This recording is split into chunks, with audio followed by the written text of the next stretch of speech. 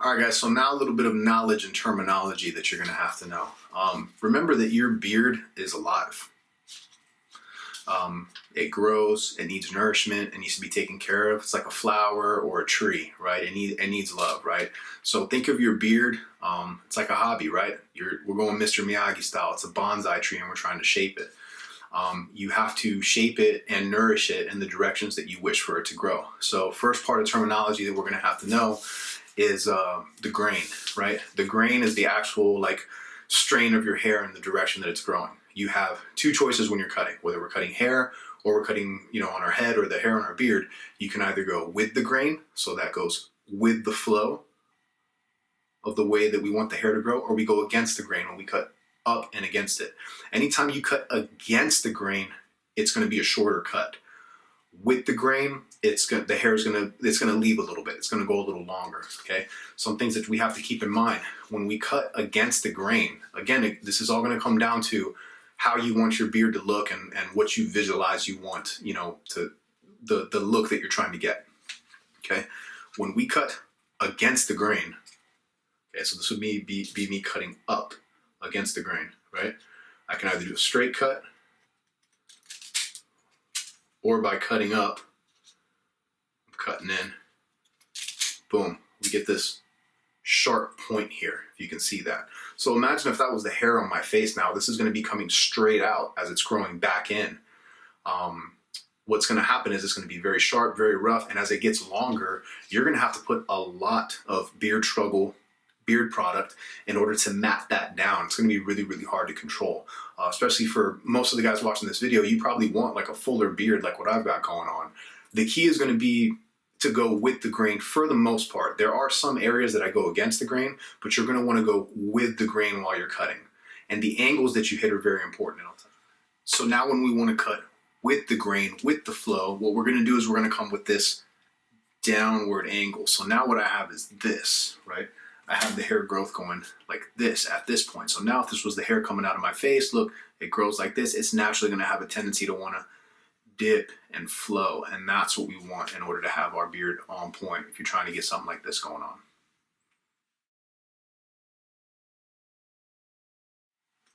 Now the realities of the beard and just genetics, period, right? The number one thing people hit me up with is, hey, I have a patchy beard, what can I do? Or hey, one side grows different than the other, one side's strong, one side's weak, what can I do? That's genetics, man. And the reality is there's only so much you can do. Like some people don't grow like the little, like the mustache part in the center, it just doesn't connect. It's not gonna connect. There's nothing we can do to make that grow, okay? But what we can do is take what you do have and make it grow thick and beautiful and well nourished, okay? And that's what beard struggle products can do for you, all right?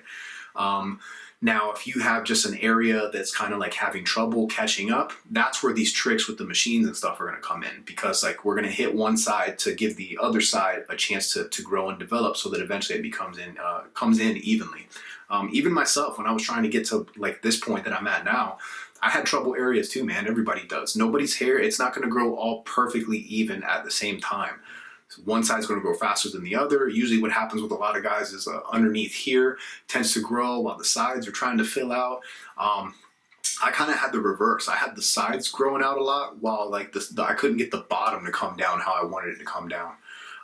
But it's just, by shaping it and hitting it with tricks and time and with, good products, good oil, good balm, you can get it to shape and go in the direction and look how you want it to look. Now, if you have like serious gaps, right?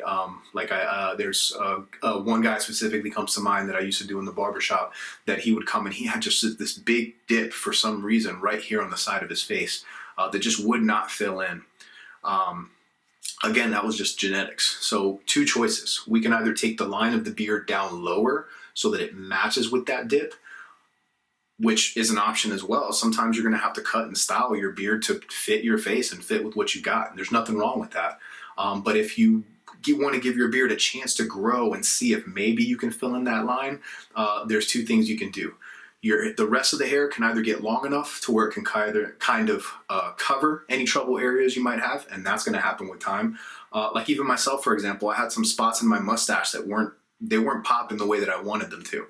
I had to wait for them to get longer and thicker, and then now the other hair overlaps and it kind of flows and I get the look that I want, no problem, okay? Like me, for example, here under my lip, I don't grow as thick as I do. There's hair there, but it doesn't grow as much as it does on the other side of my face. If it drove me nuts, I could try to fill it in with like some dye or something, and I'll talk about that in a second. But like me, I don't care. I like the natural Viking look, man. I don't mind having a bald head and a big old beard, because that's me. It fits my personality. Like, it just lets me be real and lets me be myself, and it feels good.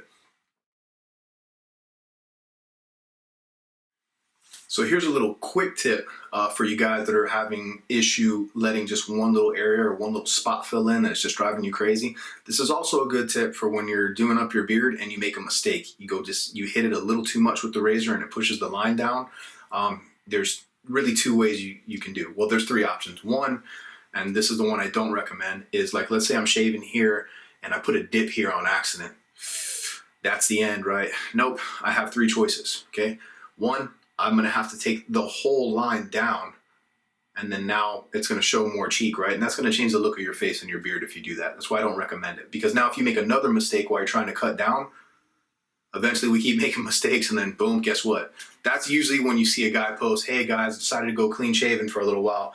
No, he didn't. Nobody wants to be clean shaven. They either have to do it for their job, or they made some mistakes while they were trying to trim their beard.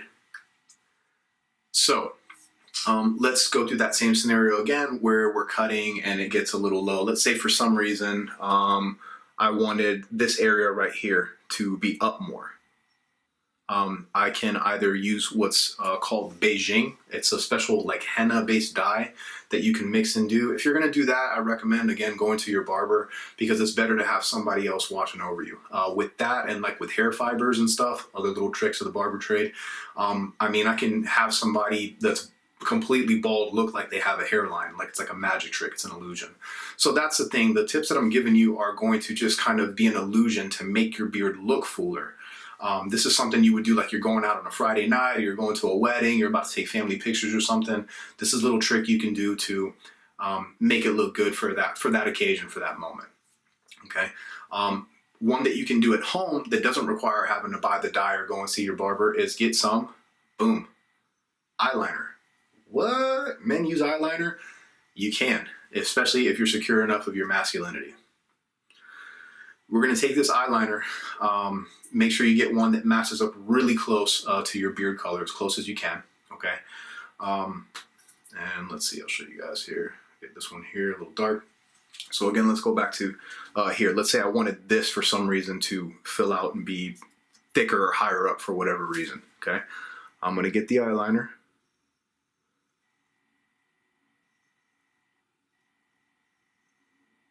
And I'm going to draw that line there.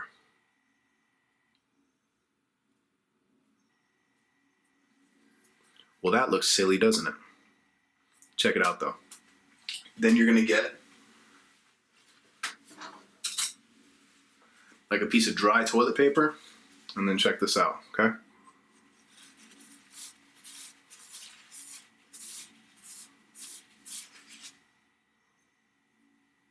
Clean up the rest there.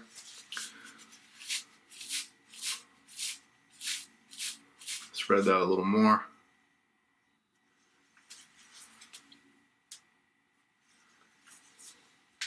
And boom, there you go. That line is now intensified. Even more so once I go and hit this with the straight razor, that line is gonna pop, okay? So little side note, anytime you see somebody in TV or on a movie or like an athlete or something that's got real sharp lines, it's usually a dye job that's making them look like that. Boom, exposed.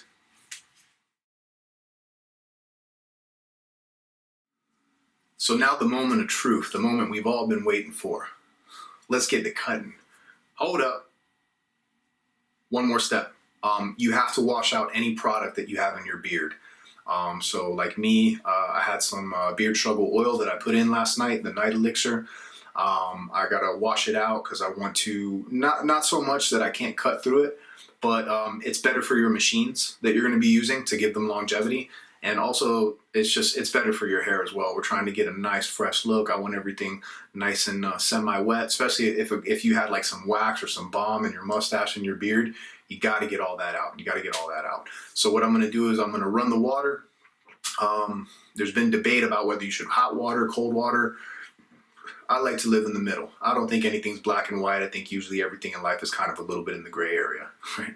So I'm going to put the hot water and the cold water on at the same time and get it to like where it's warm, but a little bit more towards the cold side. Because I found with personal experience that colder water just makes my beard look healthier, and I get a better cut and just a better look overall when I do it that way. But, do what you want to do. I'm just giving you some advice.